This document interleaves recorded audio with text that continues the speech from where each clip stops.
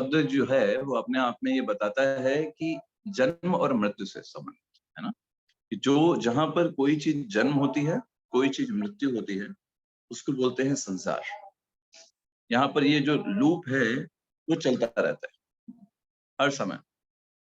हर समय कोई ना कोई चीज जन्म, कोई ना कोई चीज मृत्यु। ये अपने आप में संसार की डेफिनेशन है। तो आपसे पूछे कि संसार की क्या डेफिनेशन है? संसार मतलब जो एक चक्र चल रहा है, जन्म मृत्यु, ये संसार के अंतर्गत आता है।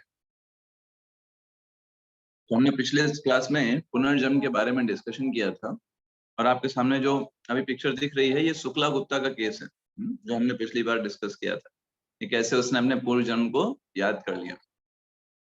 तो पुनर्जन्म क्या है? पुनर्जन्म बस यही है कि जिस व्यक्ति ने अपने शरीर को छोड़ा, उसने एक नया शरीर धारण कर लिया, अपने पिछले कर्मों के आधार पर, अपने पिछले इच्छाओं के आधार पर, उसे बोलते हैं पुनर्जन्म। दैट इज द री इनकार्नेशन। तो पुनर्जन्म जो है ये क्यों होता है, कोई प्रश्न पूछे तो? जैसे जन्म मृत्यु क्यों होते हैं? ये प्रकृति का नियम है।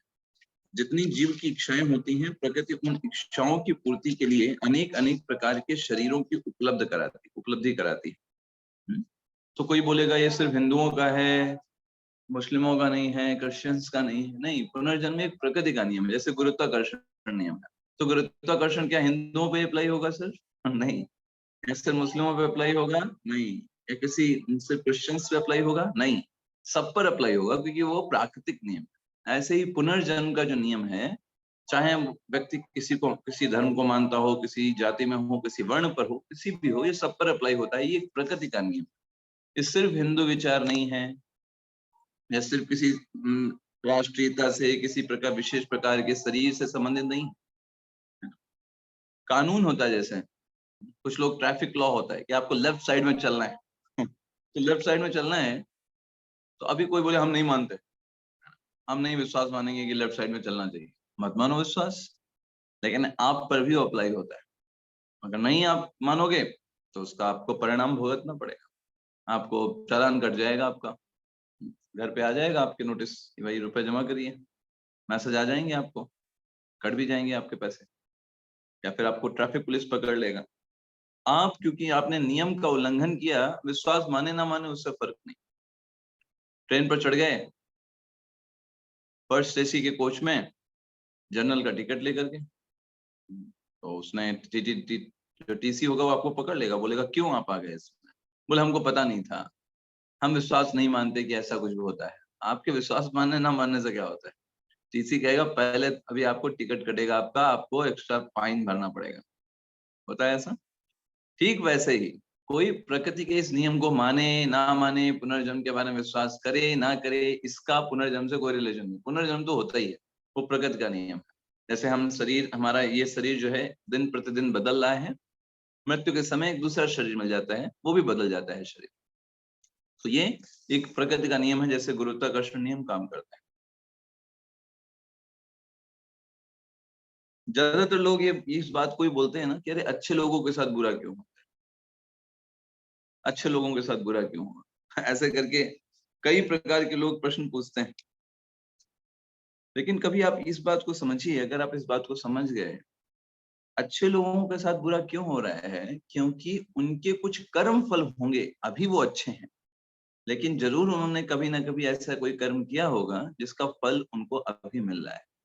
जैसे आपने बोला अरे वो व्यक्ति तो बहुत अच्छा था, उसके साथ ऐसा क्यों हुआ? तो प्रश्न, सबसे पहला प्रश्न आपसे ये पूछा जा सकता है, आप कितना अच्छे से उस व्यक्ति को जानते हैं? कितना ज्यादा आप अच्छे से आप उस व्यक्ति को जानते हैं? आपने उसके जिंदगी के कुछ पहलुओं को ही तो देखा होगा। उसका पूरा जिंदगी उन पहलुओं से कहीं ज्यादा है, और उसने अपनी जिंदगी में जरूर कुछ ना कुछ ऐसा कार्य किया होगा, या फिर इस जन्म में नहीं तो किसी पूर्व जन्म के उनके कार्यों का फल उनको प्राप्त होता है। तो आप इसको इग्नोर नहीं कर सकते, इसीलिए यहाँ पे बताया गया, चाहे आप उसको विश्वास करें या ना करें, नियम अप्लाई होता है। तो इसको दो प्रकार के पुनर्जन्म होते हैं। एक प्रकार का पुनर्जन्म होता है जिसको बोलते हैं आंतरिक पुनर्जन्म। ये होता है आंतरिक पुनर्जन्म, जैसे इस समय हमारा हो रहा है। हमारे देखिए जैसे बॉडीज हैं, ये कैसे कैसे करके शरीर जो है इनका बदल रहा है, और किस तरीके से ये जो है वो युवा बाल्यावस्था से कौमारावस्था, कौमारावस्था से युवावस्था, युवावस्था से प्रौढ़ावस्था, प्रौढ़ावस्था से वृद्धावस्था, वो हमेशा बदल रही है। इसको बोलते हैं आंतरिक पुनर्जन्म। जान नहीं पाता कोई कब बड़े हो गए, कब कैसे कैसे किस, जैसे हमारे बाल होते हैं ना, बड़े रहते बड़े होते हैं बड़े होते हैं, हमें पता नहीं चलता है कि आज कितना बड़े कल कितना बड़े, हम जान नहीं पाते। वैसे शरीर भी कब बड़ा हो रहा है हम समझ नहीं पाते, कब बूढ़ा हो रहा है हम जान नहीं पाते, किस दिन हम बूढ़े हो गए पता ही नहीं चला। तो वैसे ही इसको बोलते हैं आंतरिक पुनर्जन्म। हर समय हमारा शरीर बदल रहा है। ये जॉन पेपर नाम के एक साइंटिस्ट है, इन्होंने निकाला कि 7 साल पहले कोई भी ऐसा अणु नहीं था जो हमारी बॉडी में था। मतलब 7 साल में हमारी पूरी बॉडी बदल चुकी। 7 साल पहले का कोई भी अणु इस समय हमारे पास हमारी बॉडी में नहीं है। 7 years. Yes, this is internal reincarnation. तो इंटरनल रीइंकार्नेशन या जो आंतरिक जो परिवर्तन होते हैं आंतरिक रूप से, इसमें मुख्य रूप से 6 प्रकार के परिवर्तन होते हैं। 6 प्रकार के परिवर्तन कौन कौन से होते हैं? पहला परिवर्तन सबसे पहले होता है, उसको बोलते हैं जन्म। जन्म में क्या होता है? जन्म में जैसे व्यक्ति का जो शरीर होता है वो बाहर निकल करके आता है प्रकृति में। पहले वो अंदर होता है माँ के गर्भ में, बाद में वो शरीर जो होता है बाहर निकल के आता है। तो ये जन्म एक प्रकार का परिवर्तन है। दूसरा परिवर्तन क्या होता है जन्म के बाद? सेकंड परिवर्तन। तो सेकंड प्रकार का परिवर्तन होता है, उसको हम बोलते हैं विकास। यस, धीरे धीरे करके जो छोटा शिशु रूपी शरीर होता है वो धीरे धीरे विकसित होता है। आपने देखा होगा कैसे बच्चों में बहुत तेजी से परिवर्तन आता है, विकास होता है। कब, किस एज में? खास करके उस एज में जब जो स्थिति जो होती है, लगभग आप देखिए जीरो जो वर्ड्स होते हैं वहां से लेकर के, है ना, स्टार्टिंग के 10, है ना, 15 सब जो साल होते हैं उनमें कितना तेजी से उसके शरीर में परिवर्तन आता है, बहुत तेजी के साथ परिवर्तन आता है इन कंपैरिजन की। उसके बाद में थोड़ा सा स्टेबिलिटी आ जाती है, एक जो होता है वो रुक जाता है चीजें, है ना, उस प्रकार से। फिर तीसरा, विकास के बाद क्या आता है? परिवर्तन। विकास के बाद परिवर्तन आता है, उसको बोलते हैं भरण पोषण। वो तीसरा परिवर्तन आता है। तो भरण पोषण में क्या होता है? भरण पोषण में व्यक्ति जो होता है थोड़ा समय स्टेबल हो जाता है, वो अपना कुछ खाना पूर्ति करता है, कुछ खाता पीता है, एक स्टेबिलिटी रहती है। जैसे युवावस्था में आपने देखा ना, मेंटेनेंस उसको इंग्लिश में बोलते हैं, वो अपना मेंटेनेंस, है ना, उसमें परिवर्तन, ये भी एक विशेष प्रकार का परिवर्तन। चौथा परिवर्तन होता है संतान की उत्पत्ति। यस, वो अपने जैसी संतान की उत्पत्ति करता है, चाहे कोई भी शरीर हो, मनुष्य हो, पशु हो, पक्षी हो, कीड़ा मकोड़ा हो। जिस प्रकार का उसका शरीर उस जीवात्मा को प्राप्त है, वो उसी प्रकार उसी जैसे शरीर की उत्पत्ति कर सकता है। ये होता है चौथे प्रकार का परिवर्तन। अगर वो कुत्ता होगा तो अपने जैसे ही कुत्ते शरीर में ही किसी प्राणी को जन्म देगा।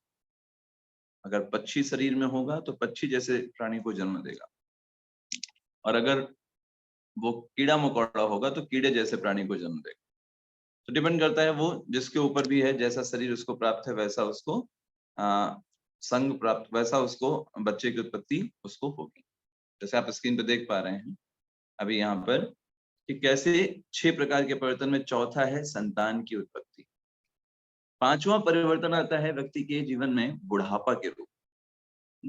शरीर जो होता है जर्जर होने लगता है, और धीरे धीरे करके जो स्वयं के शरीर पर नियंत्रण है वो भी व्यक्ति खो देता है, खुद चल नहीं पाता है, सुनने में समस्याएं होती हैं, कार्य को करने में प्रत्येक शरीर के जोड़ों में समस्याएं होने लगती हैं।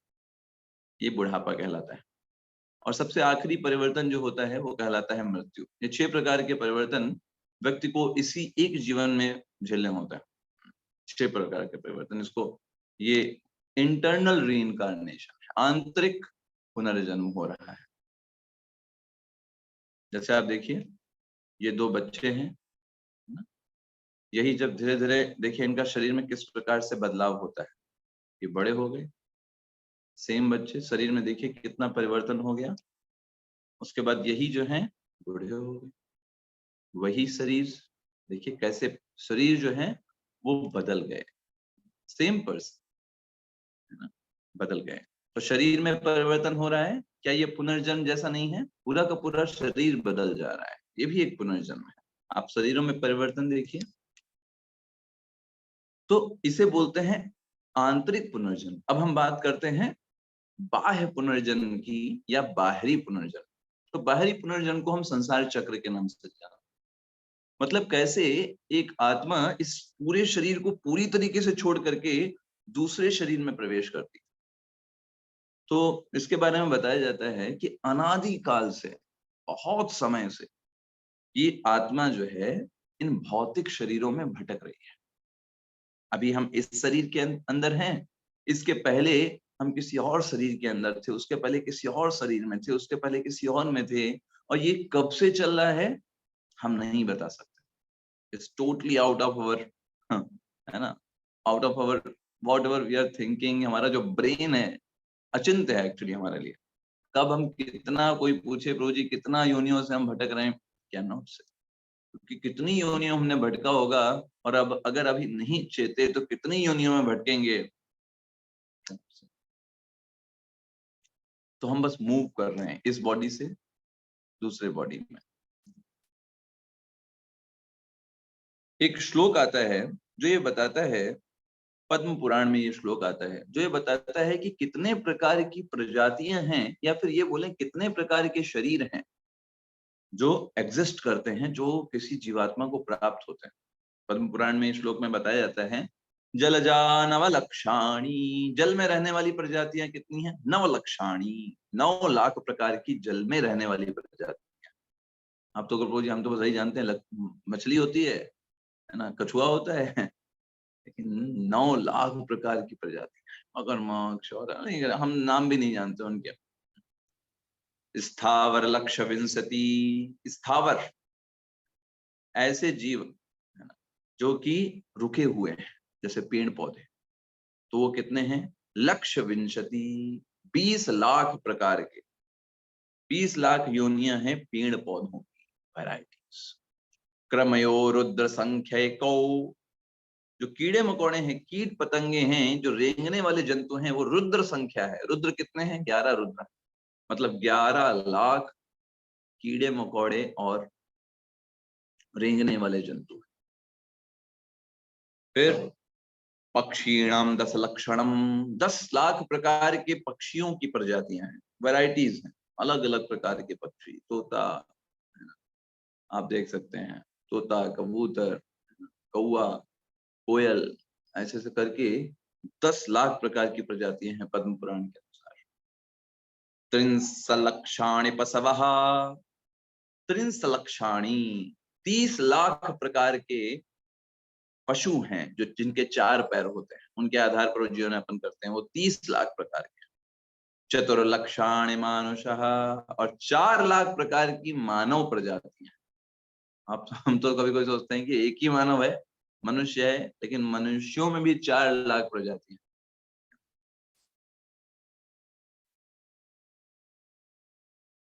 तो देखिए ये श्रेणी विभाजन है। ये सब देखिए राइट साइड में आप देख रहे हैं, ये सारी प्रजातियां हैं, किस तरीके से आत्मा जो है इन सब में घूम रही है। कभी ये बनती है, कभी वो, कभी मनुष्य, कभी जानवर, कभी पक्षी, कभी कीड़ा मकोड़ा, कभी वृक्ष, कभी जलचर, वो इन सब में घूमा करती है, इन श्रेणी विभाजन में, है ना। और ये सब बनाए गए हैं, ये जो 84 लाख योनियां क्या बताती हैं? ये एक जीव की इच्छाओं को रिप्रेजेंट करती है। जिस प्रकार के जीव इच्छा करते हैं, उन इच्छाओं को संतुष्ट करने के लिए विभिन्न विभिन्न प्रकार के शरीरों का निर्माण किया गया है ब्रह्मा जी के द्वारा, ताकि उस जीव को उस प्रकार की इंद्रिय तृप्ति करने के लिए वो सूटेबल बॉडी दी जा सके। जैसे आप ट्रेन की सफर करना चाहते हैं, तो कोई बोलता है हमको फर्स्ट एसी कोच चाहिए, तो व्यवस्था की गई है रेलवे डिपार्टमेंट द्वारा, ठीक है भाई आप फर्स्ट एसी से चले जाओ, क्या है ना, पैसे लगेंगे आपको एक्स्ट्रा। कोई बोलेगा नहीं हमको स्लीपर में ही थोड़ा हवा लगती है, एसी में हमको उल्टी आने लगती है, सर में दर्द होने लगता है, ठीक है स्लीपर की भी व्यवस्था है, स्लीपर में। तो बोले नहीं नहीं हमारे पास तो पैसे नहीं है, हमको तो बहुत कम पैसे में जाना है, ठीक है, जनरल की भी व्यवस्था है, जनरल कोच में जाओ भर के। तो ये सब व्यवस्था किसके द्वारा की गई? रेलवे डिपार्टमेंट के द्वारा की गई, है ना। हमको जैसा चाहिए वैसी चीज प्रदान करो। ठीक वैसे ही भौतिक प्रकृति के द्वारा भगवान के नियंत्रण में उन्होंने ये व्यवस्था किया है। अनेक प्रजातियों की जीव जिस प्रकार की इच्छाओं को अपने जीवन में अर्जित करता है, उसको अंत में वैसा शरीर प्रदान किया जाता है। आजकल जो वैज्ञानिक ने भी ये साबित किया है, वैज्ञानिक, कि इवन उबलते हुए पानी में भी जीवन है। वहां ऐसी प्रजातियां हैं हम देख नहीं सकते हो, पानी खौल रहा है लेकिन उसके अंदर भी वो कीटाणु उस खौलते हुए पानी में भी जीवित रहते हैं। तो श्रीमद् भगवत गीता में एक श्लोक आता है जो ये बताता है कि जो आत्मा है वो सर्वगतः है। आत्मा के लिए क्या शब्द यूज किया गया है? सर्वगतः। सर्वगता का मतलब क्या होता है? हर जगह आत्माएं हैं। ऐसा कोई नहीं बोल सकता कि सिर्फ पृथ्वी पे ही आत्मा है, चंद्रमा पे तो आत्माएं है ही नहीं। हम तो चंद्रमा पे होकर के आ गए, साइंटिस्ट ने बोला वहां पे तो कोई है ही नहीं, या मंगल ग्रह पे तो कोई रहता ही नहीं। हाँ। अरे आप नहीं देख पा रहे हो तो क्या वहां पे कोई है नहीं क्या? जैसे आप समुद्र के किनारे खड़े हो जाइए और समुद्र में दूर से देखिए, क्या आपको वहां पे कोई जंतु दिखाई देंगे समुद्र के अंदर? आपको अगर समुद्र में तो सिर्फ पानी पानी है, अंदर तो कोई दिख ही नहीं रहा, हम नहीं मानते अंदर कोई रहता है। अंदर जाएंगे तो पता चलेगा। वहां व्हेल मछली भी है, शार्क भी है, स्टार फिश भी है, न जाने कितने प्रकार के जलीय जंतु। ठीक वैसे ही हम अपनी इन चर्म चक्षुओं से हम जा करके देख आए, मंगल ग्रह पे कोई नहीं है, बृहस्पति ग्रह पे कोई नहीं है, हवा में कोई नहीं है। नहीं, इन सभी ग्रहों पर भी जीवन मौजूद है। पूरा ब्रह्मांड कोई जगह खाली नहीं है। भगवान ने कोई किसी जगह को खाली नहीं रखा है। हर ब्रह्मांड के हर एक ग्रह पर जीवन। अब बोलो प्रभु जी लेकिन हमने तो पढ़ा है विज्ञान में कि सिर्फ पृथ्वी पर जीवन है। पृथ्वी पर जीवन है आपके लिए, पृथ्वी पर जीवन है मनुष्य के लिए, लेकिन और ब्रह्मांडों में उन ऐसे जीवों की व्यवस्था की गई है जिनको जो उस वातावरण में रह सकते हैं, उनके लिए वैसा व्यवस्था की। आप ये नहीं बोल सकते कि सिर्फ पृथ्वी पर जीवन है, क्योंकि आप जैसे आपका जैसा मानव शरीर है उसके लिए अनुकूल पृथ्वी पर जीवन है, लेकिन और ग्रहों पर भी जीवन है लेकिन वो आपके लिए अनुकूल नहीं है। जैसे फॉर एग्जाम्पल इसी ग्रह में हम देखते हैं, हम पृथ्वी पर जीवित रह सकते हैं लेकिन पानी के अंदर हम जीवित नहीं रह सकते। पानी हमारे लिए अनुकूल नहीं है, लेकिन मछलियां पानी में जीवित रह सकती हैं, पृथ्वी पर नहीं आ सकती, उनके लिए अनुकूल नहीं। शेर जो हैं वो वन में रह सकते हैं, कोई दिक्कत नहीं है उनको, शहर में नहीं रह पाएंगे। शहर में आएंगे तो क्या होगा उनके साथ? उनको खत्म कर दिया जाएगा या उनको पकड़ लिया जाएगा। ऐसे ही हम शहर में रह सकते हैं, वन में नहीं रह सकते, क्योंकि वन में हमारा काम खत्म हो जाएगा, वहां के जंतु हमें मार डालेंगे। तो इस संसार में हम देखते हैं कितने प्रकार की वैरायटीज हैं, है ना? कितने प्रकार के चेंजेस हैं। तो हम ये नहीं बोल सकते कि ब्रह्मांड के किसी जगहों पर जीवन नहीं है। भगवान ने जितनी भी चीज बनाई है कोई भी बिना योग्यता के नहीं है, या ऐसा नहीं वो खाली। तो ये वो श्लोका है जिसमें भगवान दूसरे अध्याय के 24वें श्लोक में बताते हैं किस प्रकार से जो आत्मा है वो सर्वव्यापी है। अक्षेद्यो अदाह्योऽयं क्लेशोद्युचोष एव च नित्यः सर्वगतम स्थाणुम अचलोयम सनातन। भगवान देखिए क्या शब्द का यूज कर रहे हैं यहाँ पर। इसके अंतर्गत भगवान यूज करें नित्यः सर्वगतः। आत्मा के बारे में भगवान आत्मा के गुणों के बारे में बता रहे हैं। तो भगवान कह रहे हैं एक तो आत्मा हमेशा है, रहेगी, और दूसरा सर्वगता है, कहीं भी निवास कर सकती है, सर्वव्यापी, हर जगह है। तो हर जगह का मतलब ये नहीं कि आत्मा हर जगह है, हर जगह मतलब ये है कि आत्मा के लिए आत्मा किसी भी जगह पे रह सकती है, जिस वातावरण में रहेगी उसके अनुरूप उसके पास शरीर होगा। हर जगह पर उसको आत्मा का एग्जिस्टेंस है। तो अगर हम देखें, अगर इसको हम थोड़ा सा एनालिसिस करें तो एक्चुअली है क्या, ये जो भौतिक प्रकृति है वो एक टेलर की तरह है, या फिर आप बोलो कि एक कपड़ों की दुकान जो है उसके मालिक की तरह है भौतिक प्रकृति। अब कोई व्यक्ति अगर इस भौतिक प्रकृति की रूपी दुकान में जाता है और उनसे कहता है कि भाई हमको ये वाला कपड़ा चाहिए। हमने पढ़ा ना, भगवान ने भगवत गीता के दूसरे अध्याय में बताया 22वें श्लोक में कि शरीर जो है वो कपड़े के समान है। भाषांसि जीर्णानि यथा विहाय नवानि गृह्णाति नरोपराणि। भगवान 22वें श्लोक में क्या बोलते हैं कि ये शरीर जो है वो वस्त्र के समान है, हम एक वस्त्र उतारते हैं दूसरा वस्त्र पहन लेते हैं, ऐसे ही होता है। तो आप ऐसे समझो, आप किसी शॉप में गए जो कि कपड़ों की शॉप थी, आपने कहा मुझे ये वाला कपड़ा अच्छा लग रहा है, तो दुकानदार बोलेगा ठीक है आप ले लो, पैसे लो। तो पैसे क्या है, वो है हमारा कर्म। यस, हम जिस प्रकार के कर्मों को करते हैं, जिस प्रकार की इच्छा, देखिए पहले हमारे अंदर इच्छा हुई कि हमें वो प्रकार का शरीर चाहिए, फिर वो दूसरा काम क्या होगा, आपको उतने पैसे भी होने चाहिए। जैसे आप किसी कपड़े की शॉप पे गए, आपने कहा हमको ये ड्रेस पसंद है, तो ड्रेस पसंद है उससे आपको नहीं मिल जाएगी, क्या होना चाहिए आपके पास, पैसे होने चाहिए। Yes. तो वैसे ही आपकी इच्छाएं और आपके कर्म आपको नए शरीर में लेकर के जाते हैं।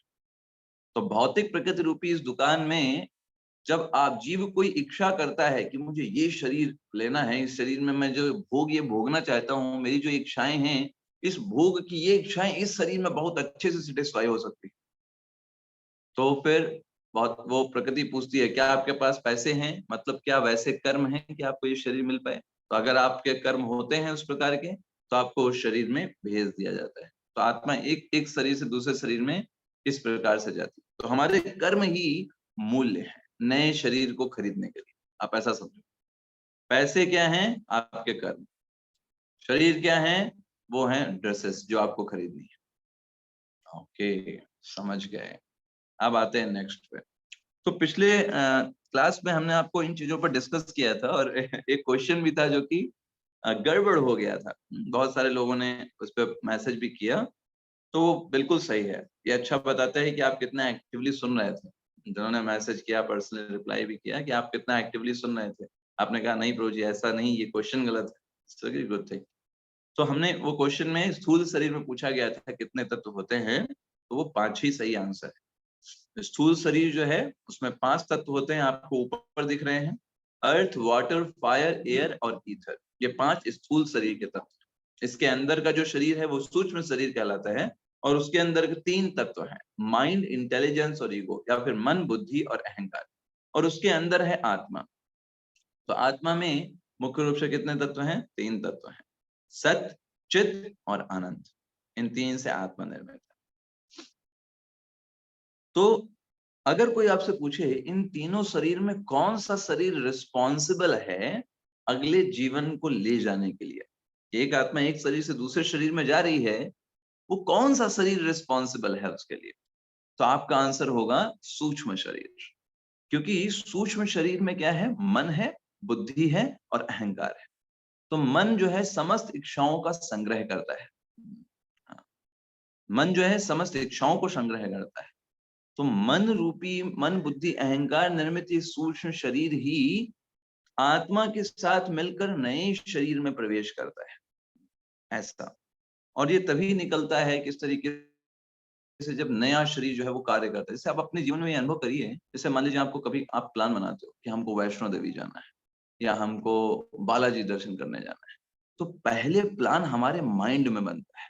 अच्छा ये टिकट करेंगे, इस ट्रेन से जाना है ना, यहाँ पर उतरेंगे, फिर होटल बुक करेंगे। पहले प्लान कहाँ पर बनता है, हमारे माइंड में। फिर बाद में वो प्लान एग्जीक्यूट जो होता है वो बाद में, नहीं ऐसा तो नहीं होता है कि पहले चलो किसी भी ट्रेन में बैठ लिए, बाद में सोच रहे हैं कि अच्छा कौन सी ट्रेन करना चाहिए था वहां बालाजी जाने के लिए, ऐसा तो नहीं करते। पहले डिसाइड करते हैं कि कौन सी ट्रेन।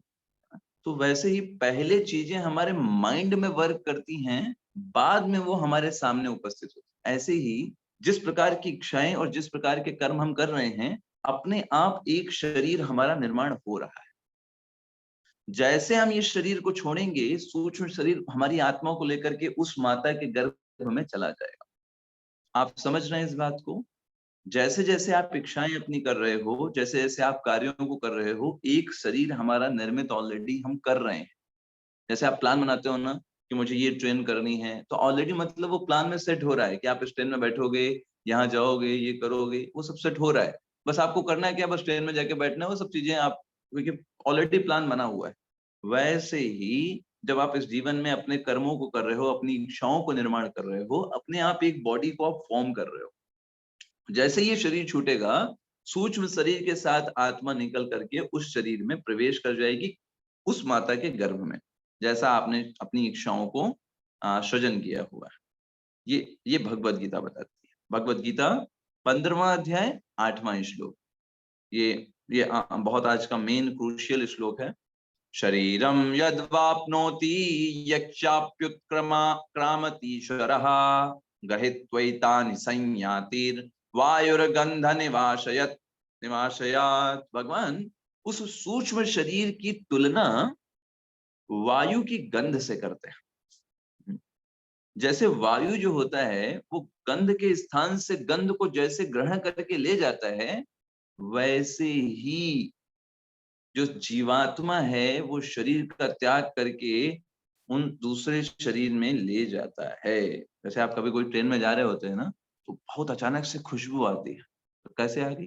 पड़ोस में कोई एक बहुत सुंदर ही एक बगान था, बाग था, उसकी खुशबू है। वायु ने क्या किया? उस गंध को ले करके आप ट्रेन में हो, वहां पर बाग नहीं है, लेकिन वायु ने उस गंध को ले करके आपके पास ले आया। वैसे ही अगर आप किसी दुर्गंध वाली जगह से निकल रहे हो तो दुर्गंध भी आने लगती है। ट्रेन में दुर्गंध नहीं है, वायु ने उस दुर्गंध को आपके ट्रेन तक ले आया। तो आप नाक बंद कर लोगे, कहोगे जल्दी ट्रेन यहां से निकले। तो वैसे ही होता है हमारे जीवन में। जो जैसे सूक्ष्म शरीर, जैसे वायु जो है गंध को एक इधर से उधर ले जा रही है, ऐसे ही सूक्ष्म शरीर हमारी आत्मा को इस शरीर से दूसरे शरीर में ले जाएगी। क्यों ले जाएगी? क्योंकि वहां ही बहाव है, क्योंकि हमारा मन वही बनना चाहता है, हम वही करना चाहते हैं। जैसे कोई मांस भक्षण करता है, उसको मांस खाने की इच्छा है, वो मांस खाना चाहता है, लेकिन शरीर तो मनुष्य शरीर तो मांस खाने के लिए बना नहीं, लेकिन इच्छाएं उसने मांस खाने की निर्मित की। तो क्या करेंगे? तो इच्छाएं हैं, वो उसका मन है, वो उधर ही बहेगा। तो जब शरीर छोड़ेगा वो, तो अपने आप ही सूक्ष्म शरीर जैसे गंध को वायु लेकर के चली जाती है बहाव के कारण, वैसे ही सूक्ष्म शरीर उसको ऐसे शरीर में प्रवेश कराएगा जहां पर उसको मांस खाने के समुचित साधन मिले। मनुष्य शरीर की तरह उसे समस्या ना सामना करना पड़े, क्योंकि मनुष्य शरीर मांस खाने के लिए नहीं है। छोटी हमारे पास आंत की लंबाई जो होती है काफी बड़ी होती है मनुष्य शरीर में। तो मांस खाने से बहुत सारी समस्याएं, अनेक प्रकार के कैंसर हो जाते हैं, अनेक प्रकार की समस्याएं आती हैं, पाचन नहीं होता है, क्योंकि उसके लिए शरीर बना ही नहीं था। लेकिन आप देखेंगे जितने ही मांसाहारी जीव होते हैं उनकी आंतें बहुत छोटी होती है, क्योंकि मांस ज्यादा देर रह नहीं सकता, रहेगा वो सड़ जाएगा और बहुत डिफेक्ट कर सकता है बॉडी को। लेकिन उनकी आंतें छोटी होती हैं उनके लिए, वो क्योंकि उनका शरीर वैसा ही बना हुआ है। तो ऐसी जीवात्माओं को सूक्ष्म शरीर जो है उनको लेकर के ऐसे शरीर में प्रवेश कराएगा जहां पर उनको मांस खाने के समुचित साधन मिले, कोई रोक टोक भी ना हो। तो ये असूक्ष्म शरीर का कार्य है। तो सूक्ष्म शरीर रिस्पॉन्सिबल है हमको नए शरीर में भेजने के लिए। कौन सा शरीर मिलेगा? वो हमारे मन, बुद्धि, अहंकार ने जिस प्रकार की इच्छाओं को सृजन किया है। yes, that's the thing. जैसे यहाँ पर आपको हम दिखा रहे हैं, इच्छाएं ही हैं जो हमको एक जगह से दूसरी जगह ले जाती। अब अगर किसी की इच्छा है कि मैं तो बस खाना पीना सोना विवाह करना बच्चे पैदा करना, बस यही करो 4 दिन की जिंदगी, फिर उसके बाद क्या देखा है, किसने देखा है?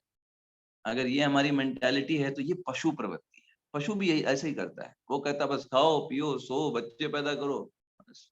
ये पशु प्रवृत्ति, मतलब हमारी चेतना पशु की तरफ जा रही है। शरीर छूटेगा, अपने आप सूक्ष्म शरीर हमको पशु प्रवृत्ति में लेकर के चला जाएगा। दूसरी तरफ अगर किसी ने भगवत चेतना को विकसित किया है, वो तो बस भगवान के स्मरण, भगवान का नाम लेते हैं, भगवान के बारे में बातें करते हैं, तो उनकी चेतना भगवान में लगी हुई, वो भगवान के पास जाएंगे, उनके पास निवास करेंगे, है ना, उनकी सेवा करेंगे।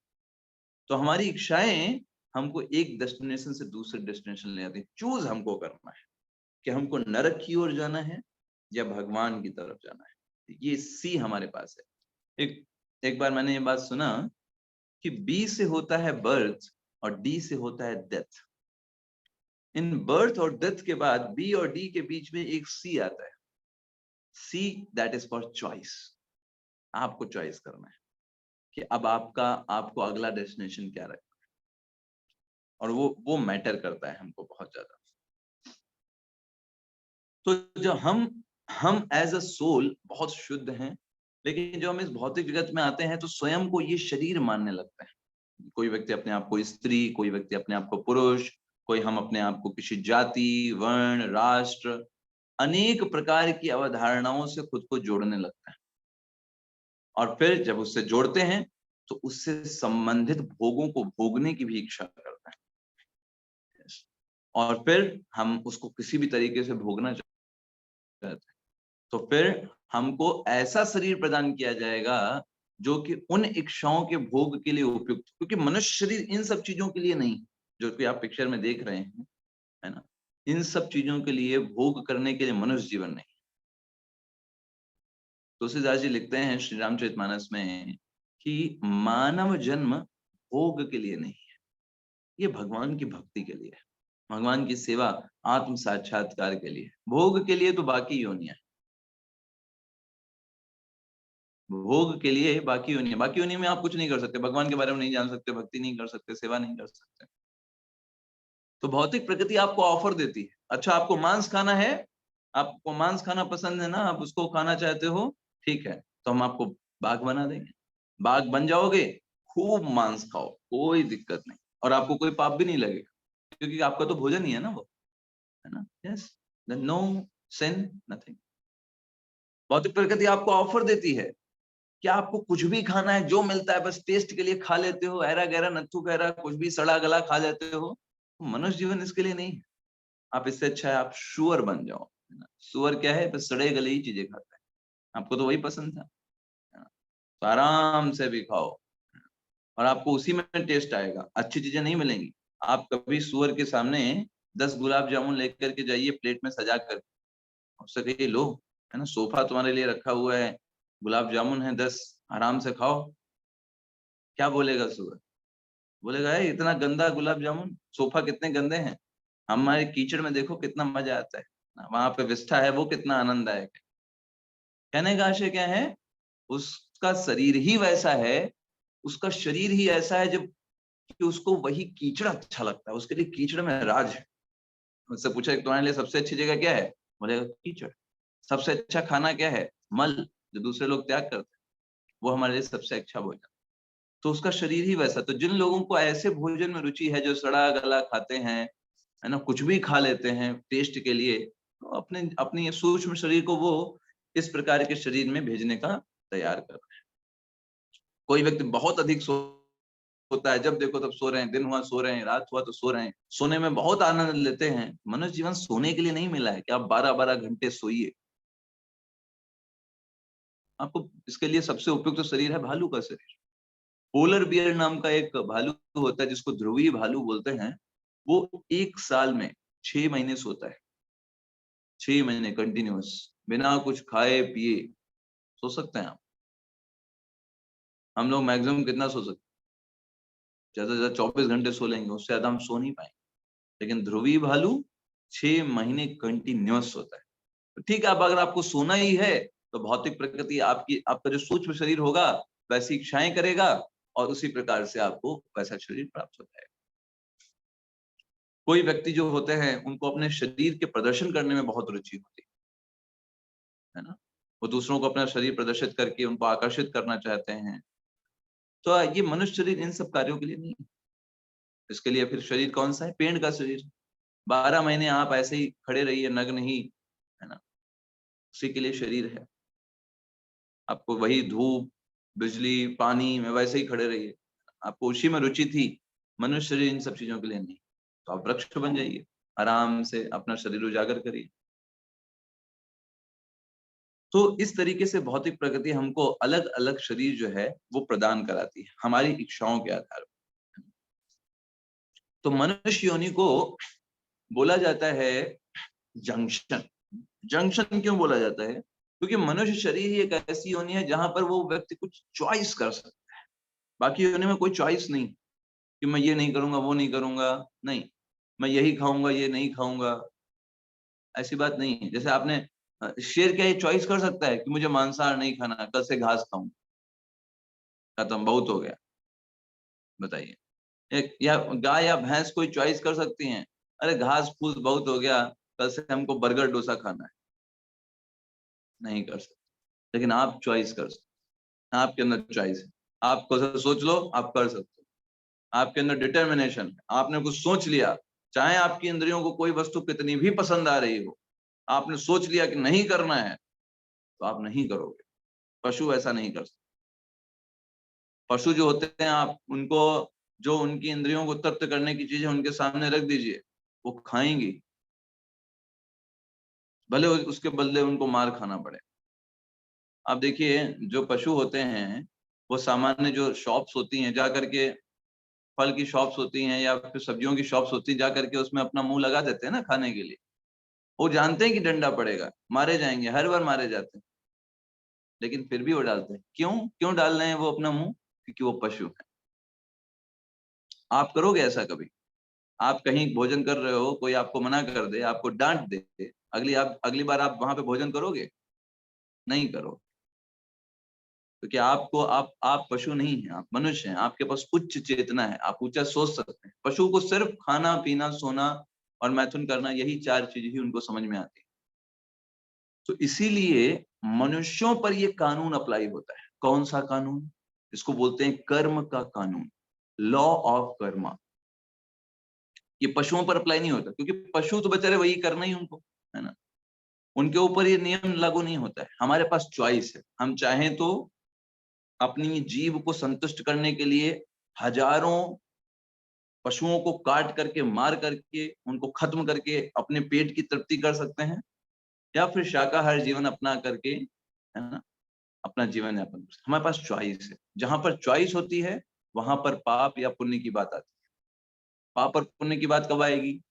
किसी ने पुण्य काम किया, क्यों क्यों बोला गया पुण्य? क्योंकि उसके पास चॉइस थी, चाहता तो करता, चाहता तो ना करता, उसकी इच्छा थी ना, उसने उस चॉइस को चूज किया कि मुझे पुण्य कर्म करना है।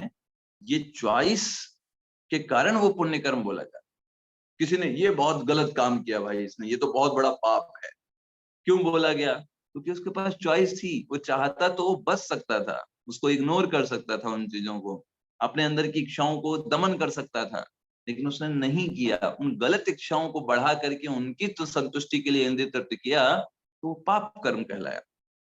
पशु कभी पुण्य या पाप कर्म नहीं कर सकते।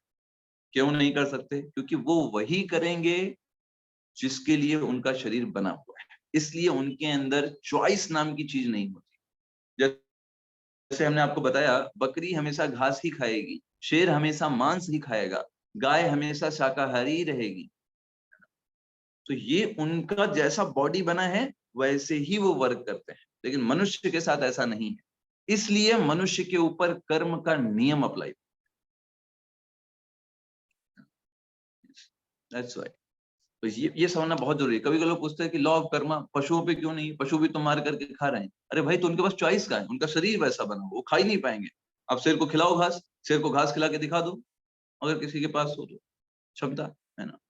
या फिर गाय को आप मांस खिला के दिखा दो, नहीं खा सकते वो, उनका शरीर ही, उनके पास चॉइस नहीं है। उनको जिस तरीके के बना फॉर्म किया गया वैसे ही काम कर पाएंगे। और जब कोई व्यक्ति वैसे ही काम कर पाता है तो उसके लिए कोई पाप या पुण्य नहीं है। वो बस उस शरीर, पशुओं को जो शरीर मिलता है या मनुष्य योनि को छोड़ करके और कोई योनि में भी जो शरीर है, वो सिर्फ भोग करने के लिए मिलता है, कर्म करने के लिए नहीं। कर्म का प्रिंसिपल सिर्फ और सिर्फ मनुष्य जीवन पे अप्लाई होता है, क्योंकि मनुष्य के पास चॉइस होती है, वो चाहे तो गलत करे, चाहे तो ना करे। तो कर्म का कानून समझना बहुत जरूरी है, और आप जितनी इसको क्लैरिटी से समझेंगे, आपको आपका विजन एकदम स्पष्ट हो जाएगा। आप देखिए, कर्म का नियम जो होता है, हम कभी कभी अपने जीवन में आनंद का अनुभव करते हैं और कभी कभी अपने जीवन में दुख का अनुभव करते हैं। सारी फैसिलिटीज होने के बाद भी कोई ना कोई छोटी छोटी चीजों से हम परेशान हो जाते हैं, है ना। आपने ऐसा महसूस किया होगा, किसी ने एक सिंपल सी बात बोल दी, सब कुछ अच्छा है, लेकिन एक छोटी सी बात बोल दी जो वास्तव में उसने हमें दुखी करने के लिए नहीं बोली थी, लेकिन हमने उसको अपने गलत तरीके से ले लिया और हम उसके लिए परेशान हो गए। तो जो हमारे जीवन में दुख और सुख के जो क्षण आते हैं, वो हमारे पिछले कार्यों के कारण ही आते हैं। शास्त्र ये समझाते हैं, हमको बताते हैं कि कोई दूसरा व्यक्ति रिस्पॉन्सिबल नहीं है आपको सुख और दुख देने के लिए। आपने कभी कोई महसूस किया होगा, उस व्यक्ति ने तो अपना बस नॉर्मल कार्य किया, लेकिन आपको बहुत अच्छा लगा। या फिर उस व्यक्ति ने तो अपने जैसा जीवन जीता था वैसे ही कुछ बातें की, लेकिन आपको बहुत खराब लगी, वो तो अपना नॉर्मल ही रह रहा है। तो हमारा जो मन होता है कुछ चीजों को अच्छा मानता है, कुछ चीजों को खराब मानता है, और वो हमको कष्ट देता है हमारे पिछले कर्मों के आधार। तो कोई व्यक्ति, सबसे पहली जो स्पिरिचुअल मैच्योरिटी है, जब आप ये समझ जाइए कि जीवन में कष्ट या सुख आपको कोई व्यक्ति प्रदान नहीं करता है, वो आपके पिछले कार्य आपको प्रदान करता है, आपके कर्म आपको प्रदान। और वो व्यक्ति जिसके द्वारा आपको सुख या दुख का अनुभव हो रहा है, वो निमित्त मात्र है, जस्ट निमित्त है आपके पिछले कर्म फलों को आप तक पहुंचाने के लिए। आपके कर्मों के फलों को आप तक पहुंचाने के लिए वो व्यक्ति एक निमित्त का काम कर रहा है। आपका कर्म ऐसा आया कि आपकी बेइज्जती होनी थी, आपको समाज के सामने कुछ बुरा सुनना था, ठीक है, तो कोई भी व्यक्ति निमित्त बन जाएगा। एक छोटा बच्चा भी निमित्त बन सकता है। छोटा 3-4 साल का बच्चा होगा, वो भी ऐसी बात बोल देगा कि आपके दिल में एकदम चोट लग जाएगी, अरे इसके सबके सामने मेरे लिए ऐसा कैसे बोल दिया। यस। और अगर आपको सुख का अनुभव कराना होगा या कोई बहुत अच्छा आपको अनुभव कराना होगा, वही 3-4 साल का बच्चा कोई ऐसी बात बोल देगा कि आप खुश हो जाओगे सबके सामने। तो सिंपली हमें जो आनंद और दुख पीड़ा होती है इस भौतिक जगत में, सुख और दुख होते हैं, वो हमारे पिछले कार्य के होते हैं, कि कोई व्यक्ति उसके लिए रिस्पॉन्सिबल नहीं होता है। इसके लिए तुलसीदास जी रामचरितमानस में लिखते हैं, को न को कर सुख दुख दाता, निज कृत कर्म भोग सब भ्राता। हे मेरे भाइयों, अपने कर्मों का ही भोग सब कुछ बात है। कोई व्यक्ति किसी को सुख दे रहा है, दुख दे रहा है, वो अपने ही कर्म उस व्यक्ति के माध्यम से आ रहे हैं। ये व्यक्ति हमसे अच्छे से बात कर रहा है, हमारी संबंध अच्छे हैं, इसलिए संबंध अच्छे हैं क्योंकि आपके पिछले कर्म अच्छे थे, इसलिए वो व्यक्ति आपसे अच्छे से बात कर रहा है, इसलिए आपको लग रहा है कि आप वो संबंध अच्छे। वही आपके पिछले कर्म अगर बिगड़ गए, वही व्यक्ति आपसे ऐसे बातें करेगा कि आप सोचोगे अरे ये संबंध बना ही भाई, ना बनता तो अच्छा हो। Same thing. ये प्रिंसिपल, इसको बोलते हैं लॉ ऑफ कर्मा। तो जैसा आप अभी कार्य को करेंगे, जैसे आप बिहेव करेंगे, जिस प्रकार से अपने कार्यों को करेंगे, वैसा आप भविष्य अपना तैयार करेंगे। ये सोचिए कितना इंपॉर्टेंट है समझना। श्रील प्रभुपाद जी ने जब विदेश में गए तो उन्होंने बोला इसे कहते हैं इंटेलिजेंस। आप लोग सोच रहे हो कि हम बड़े बड़े ग्रह प्लैनेट्स भेज रहे हैं, ये इंटेलिजेंस है ना? या फिर इस भौतिक जगत में हम खूब सारा एडवांसमेंट कर रहे हैं, बड़े बड़े आराम करने की फैसिलिटी खोज रहे हैं, ये असली एडवांसमेंट है। ये एडवांसमेंट नहीं है। असली एडवांसमेंट है कि आप ये समझो कि आप जो भी अभी कर्म कर रहे हो वो सब कुछ एक नए बॉडी को फॉर्म कर रहे हैं। और अभी मान लीजिए हम बहुत एडवांस कर लिए, बहुत सारे इंद्रिय तृप्ति के साधन बना लिए, अगला जन्म आप में पशु बन गए, क्या फायदा हुआ? What is the purpose of your all intelligence and all the work you have done for the humanity? अगले जन्म में आप तो पशु बन गए ना, क्या करेंगे उस मॉडर्नाइजेशन का? असली चीज ये समझना है हमें, कैसे हम अपने कार्यों को अच्छा करें ताकि हमारा भविष्य अच्छा हो, हमारा अगला जन्म अच्छा हो। तो जैसे इस जगत में कानून होता है तो कोई बच नहीं पाता है कानून से, है ना? सबके लिए कानून है, कोई बचाव नहीं है उसके लिए। कोई बोलेगा कि नहीं हम तो बूढ़े थे इसलिए नहीं, इसलिए हमने अगर किसी का मर्डर कर दिया तो हमें माफ कर दीजिए, हम तो बूढ़े हैं। नहीं, मर्डर किया है तो सजा तो मिलना ही। वैसे ही कर्म का नियम भी, उससे कोई बच नहीं सकता है, कोई कोई उसके लिए एक्सक्यूज नहीं है ना? ट्रेन पे कोई चढ़ गया फर्स्ट एसी कोच में, हमको पता नहीं था, है ना, हमें लगा कि ये स्लीपर बोगी है। पता नहीं होता इससे क्या होता है। पहले अभी कटेगा टिकट, उसके बाद जो पता नहीं हो पता है वो करते रहना। वैसे ही कर्म का नियम, कोई बोले हमको पता नहीं था, हमें तो पता नहीं था कि गलत कर्म करने का गलत फल मिलता है, हमने तो बस इसलिए गलत कर्म कर दिया। नहीं, ये सब काम नहीं करता। जैसे लॉ ऑफ ग्रेविटी है, किसी को पता हो ना हो वर्क तो कर ही रहा है ना, वो करेगा। वैसे ही कर्म का नियम जो है वो भी वर्क करता है। आप ये बोलो कि हमको कानून नहीं पता था, कर्म का नियम नहीं पता था इसलिए हमने नहीं किया, ये सब कोई एक्सक्यूज, आपको माफी कभी नहीं दी जाएगी। तो ये जो कर्म का नियम भी है, ऐसा नहीं है कि भगवान के इस नियंत्रण से बाहर है, भगवान के नियंत्रण में ही कार्य करता है। और भगवान चाहे तो सारे कर्म के फलों को बदल भी देते हैं। कई बार इसका वर्णन आता है क्योंकि भगवान ने ही ये कर्म का नियम बनाया हुआ है, उनके नियंत्रण में है। भगवान चाहे तो बदल सकते हैं। जैसे आपने देखा होगा, राष्ट्रपति, हम भौतिक जगत का एग्जाम्पल लेते हैं, किसी को फांसी की सजा हो गई उसके बुरे कर्म के कारण, है ना? तो राष्ट्रपति चाहे तो क्या कर सकता है, फांसी की सजा को हटा करके 10 साल, है ना, आपको कहता है 10 साल आप सजा काटो, आपको छोड़ दिया जाए। सोचिए, राष्ट्रपति इस भौतिक जगत में तो बहुत छोटा व्यक्ति है, एक देखा जाए एक छोटे से देश का एक राष्ट्रपति है ना। भगवान जिन्होंने सब कुछ बनाया हुआ है, अगर वो चाहें, उनकी कृपा मिल जाए, तो सारे कर्म फलों को हमको छुड़ा करके और हमको इस जगत से बाहर भी निकाल सकते हैं। सुप्रीम पावरफुल ना person, is not just a simple human being और just a post position, not like that. तो भगवान ने भगवत गीता में बताया कि देखो अर्जुन, 3 प्रकार के कर्म होते हैं और इन तीनों प्रकार के कर्मों को व्यक्ति को समझना चाहिए। और लेकिन कर्मों की गति को समझना बहुत कठिन भी है, समझने का प्रयास करना चाहिए। क्या कर्म है, क्या विकर्म है और क्या अकर्म है। 3 प्रकार के कर्म होते हैं, कर्म, विकर्म और अकर्म। कर्म को ही सकर्म भी बोलते हैं कभी कभी, कर्म या सकर्म एक ही बात है। और विकर्म और तीसरा अकर्म। तो भगवान ये श्लोक बोलते हैं, चौथे अध्याय का 17वां श्लोक 4.17 आपकी स्क्रीन पे दिख रहा है आपको। कर्मणो ही ह्यापि बोधव्यम, बोधव्यम च विकर्मणा। भगवान कह रहे हैं कर्म को वो समझना चाहिए और बोधव्यम च विकर्मणा, विकर्म को भी समझना चाहिए। और अकर्मणश्च बोधव्यम, और अकर्म को भी समझना चाहिए। गहना कर्मणो गति, कर्म की गति को समझना बहुत कठिन है। ऐसा नहीं है कि कर्म बस हम समझ ऐसे ही बस सुन लिया और समझ जाएंगे, उसको समझना पड़ेगा। कभी कभी कर्म जो सकर्म है वो विकर्म बन जाता है, विकर्म सकर्म बन जाता है। जैसे फॉर एग्जाम्पल, किसी की हत्या करना, ये अच्छा काम है या बुरा काम है, बताइए। अच्छा करना या है, अच्छा है या बुरा है?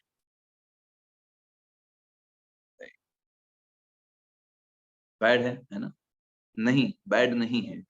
किसी की हत्या करना डिपेंड करता है किस लिए किया जा रहा है।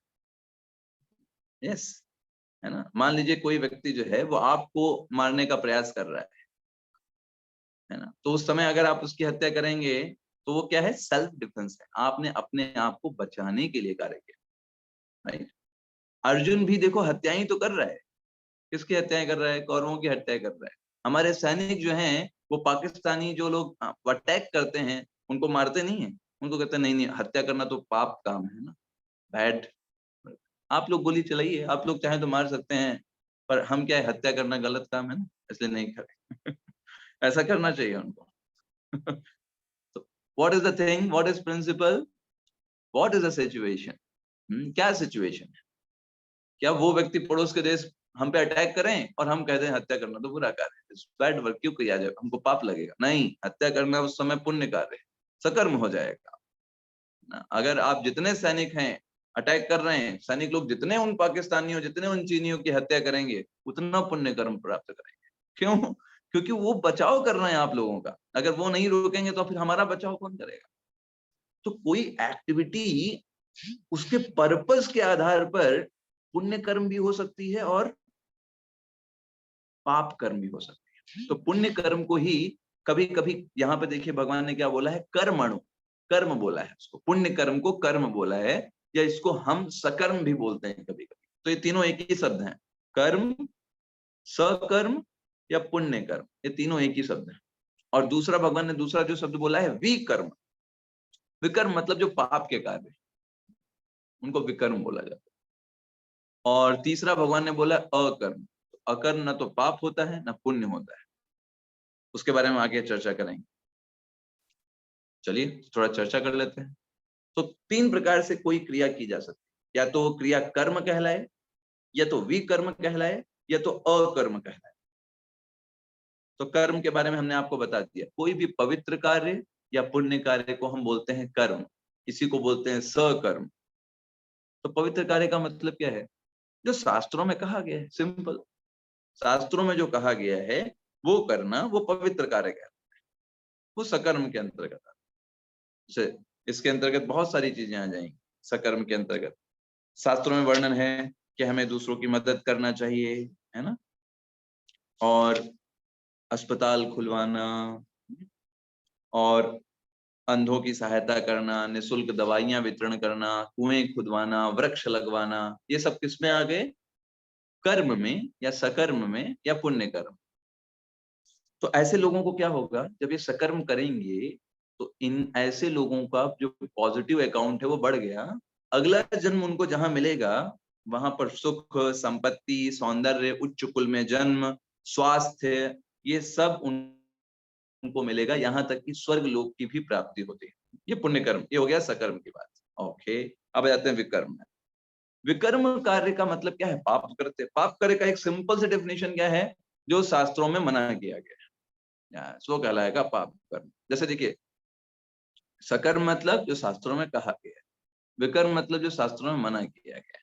तो शास्त्रों में क्या मना किया है? जैसे बहुत सारी चीजें मना है। मांसाहार करना मना किया गया है, पर स्त्री पर पुरुष का गमन करना मना किया गया है, जुआ खेलना मना किया गया है, किसी भी प्रकार का नशा करना मना किया गया है। लेकिन फिर भी लोग कर रहे हैं, तो वो किसके अंतर्गत है? विकर्म में आ जाएगा, पाप कर्म। तो इसमें क्या होगा? जस्ट उसका उल्टा मान लो, निगेटिव अकाउंट बढ़ गया। अच्छा, निगेटिव अकाउंट बढ़ गया तो क्या होगा? वो व्यक्ति का अगला जो जन्म होगा बहुत दुखमय जीवन जलेगा। जन्म से गरीब होगा, बहुत मेहनत करेगा, जॉब ही नहीं लगेगी, लगी नहीं रही। मेहनत बहुत कर रहा है लेकिन उसका फल नहीं प्राप्त होगा। चलो, फल नहीं प्राप्त हो रहा है, शरीर में रोगग्रस्त रहेगा, एक बीमारी छूटेगी दूसरी बीमारी आ गई, तीसरी छूटी चौथी आ गई, रोग से हमेशा ग्रसित रहेगा। निम्न जन्म मिलेगा, ऐसे जगह जन्म मिलेगा जहां पर शिक्षा नहीं प्राप्त होगी उसको। माता पिता बोलेंगे अरे पढ़ाई लिखाई से क्या होगा, चलो तुम लोग काम ही करो। उन लोगों को वही नहीं एजुकेटेड होंगे। कुरूप शरीर प्राप्त होगा, शरीर सौंदर्य नहीं होगा शरीर में। तो देखिए ये सब कैसे हुआ? नेगेटिव अकाउंट बढ़ जाने के कारण, है ना। और तीसरा है अकर्म। अकर्म जो है ना तो सकर्म में आता है ना विकर्म में आता है, वो आता है आध्यात्मिक क्रियाओं में। जैसे देखो, ये कहलाया कर्म, दूसरों की मदद करना। ये क्या हो गया? ये कर्म हो गया। ये हो गया विकर्म, दूसरों को नुकसान पहुंचाना अपनी इंद्रियों की तृप्ति के लिए, शास्त्रों के विरोध में जाकर के, वो कहलाया विकर्म। और तीसरा कहलाया अकर्म, ना तो अपनी इंद्रियों की तृप्ति के लिए, ना ही दूसरों को इस भौतिक जगत में कार्य करने के लिए, भौतिक जगत के जीवों के लिए, बल्कि भगवान की प्रसन्नता के लिए जो भी सेवाएं की जाती, जिसका उद्देश्य भगवान की प्रसन्नता होता है, स्वयं की इंद्रिय तृप्ति नहीं। ये बहुत इंपॉर्टेंट है। स्वयं की इंद्रिय तृप्ति को साइड में रख करके जब हम भगवान की इंद्रियों को तुष्ट करना चाहते हैं, तब वो कहलाता है अकर्म। जैसे हत्या करना किसी की अपनी इंद्रिय तृप्ति के लिए, वो कहलाता है विकर्म। हत्या करना समाज की रक्षा के लिए, लोगों की रक्षा के लिए, वो कहलाता है सकर्म। ठीक है। हत्या करना जैसे अर्जुन कर रहा है भगवान के कहने पर, वो क्या कहलाएगा? कर्म। एक ही एक्टिविटी तीनों में हमने आपको बता दिया। जैसे ऐसे ही सिंपल हर एक चीज को आप ऐसे डिफाइन कर सकते। दान देना कर्म कब कहलाएगा? जब आप दूसरों को मदद कर रहे हो, जैसे बच्चों की हेल्प करना, अंधों की सहायता करना, या कोई ऐसी संस्था हो जो कि गरीबों की सहायता करती हो, उनको पढ़ाई लिखाई कराती हो, वहां दान देना सकर्म के अंतर्गत आएगा। दान देना शराब या मदिरालयों को खोलने के लिए, वो भाई व्यक्ति के पास पैसे नहीं थे, चीजों की अभाव था, आपने कहा अच्छा आप मदिरालय खोल रहे हैं, इतने सारे लोगों का भला करेंगे, हम आपकी मदद कर देते हैं। आप उनको भला करना सोच रहे हो कि भाई इतने लोगों को मदिरा की आवश्यकता होती है, तो उनके लिए हम मदद कर रहे हैं, तो ये भी दान दे रहे हैं आप। लेकिन ये विकर्म के अंतर्गत है, क्योंकि उसको पा करके लोग बहुत और ज्यादा है पतित जीवन बिताएंगे, तो दान वो विकर्म में चला गया। और दान देना भगवान की प्रसन्नता के लिए, ताकि भगवान के बारे में लोग जान करके अपने जीवन को संपूर्ण करें और इस जन्म मृत्यु के चक्र से निकलें और भगवान की सेवा हो। वो जब सब चीजों को स्वामी है, उनकी सेवा मिलना चाहिए, मैं अपने लिए क्या करूंगा, तो ये कहलाया अकर्म। यहाँ पर स्वयं की इंद्रिय तृप्ति की बात नहीं है। कभी कभी देखिए लोग गरीबों की मदद करते हैं या शॉल चादर देते हैं, तो वो चाहते हैं कि उनका फोटो आए, अगले दिन पेपर में छपे, इतने सारे शॉल बांटे गए राजनीतिक लाभ लेने के लिए, है ना? तो वो दान तो कर रहे हैं, लेकिन दान का ये पर्पस नहीं होता। Yes. तो कहने का आशय क्या है, एक ही एक्टिविटी तीनों में जा सकती है। तो कर्म और विकर्म में क्या है, ये ठीक वैसे हैं, अच्छे काम करेंगे तो अच्छा कुल में जन्म मिल गया, लेकिन जन्म मृत्यु तो चल ही रहा है ना।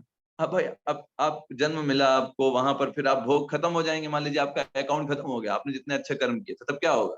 फिर वापस से फिर दूसरा कोई कर्म करेंगे, फिर गलत कर्म कर सकते हैं, फिर उसका कुछ गलत मिल सकता है, फिर अगला जन्म निर्धन में चले जाएंगे। तो अकाउंट क्लोज नहीं हो रहा है। आप एक ऐसे व्यापारी को सोचिए, जो व्यापारी जो है वो क्या करता है, जस्ट अ मिनट, वो व्यापारी जो है उसको बिजनेस में बहुत फायदा हो गया, बहुत फायदा हो गया बिजनेस में। तो उसके मालिक ने कहा ऐसा करो, तुम गोवा ट्रिप पे जाओ, तुमने इतना ज्यादा मेहनत किया है, इतने अच्छे से वर्क किया है, 1 हफ्ते की तुम्हारी ट्रिप पूरी तरीके से हम स्पॉन्सर करते हैं, गो एंड एंजॉय। इस वक्त ने कहा अरे वाह बहुत बढ़िया, चलो चलते हैं गोवा, मजे करेंगे वहां पे। और गोवा निकल गया। अच्छा भाई 1 हफ्ता वहां खूब एंजॉय किया, फिर क्या? उसके बाद क्या? चलो भाई लौटो काम पे, फिर गधों की तरह काम करो, चलो वहां पर। चलो ठीक। दूसरा एक व्यक्ति था, उसी सेम कंपनी में वो व्यापार करता था, सेम जॉब करता था। वो व्यक्ति बहुत बर्बाद काम कर रहा था, बहुत हर तरीके से नुकसान कर रहा था।